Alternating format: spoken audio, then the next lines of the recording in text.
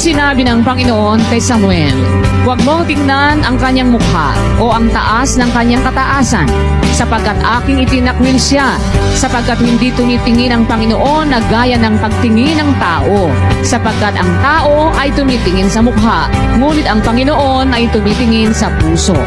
Ang Diyos kung tumingin sa puso. Kaya, huwag mo intindihin kung ano ang tingin nila sa'yo. Ang mahalaga yung puso mo, malinis sa paningin ng Diyos kasi ang Diyos ang tumitingin sa puso.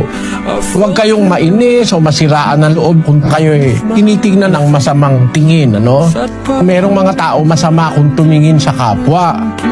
Meron silang mga agad na nakikitang kapintasan. Pero pagka Kristiyano ang titingin sa'yo at kausap mo Kristiyano, lalo na yung isang Kristiyano umuunawa ng aral ng Diyos, hindi ka pwedeng hamakin ng isang kapatid sa Diyos.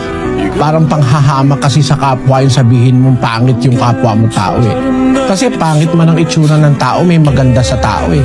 Kasi ang tao nila lang sa wangis ng Diyos. Hindi natin dapat hamakin ang tao sa kanyang itsura. Pangunahin na, tinitingnan ng Diyos sa tao yung puso. Hindi mahalaga yung sinasabi ng tao. Ang mahalaga kung kilala ka ng Diyos at nakikilala mo siya, yung relasyon mo sa Diyos ang mahalaga ron.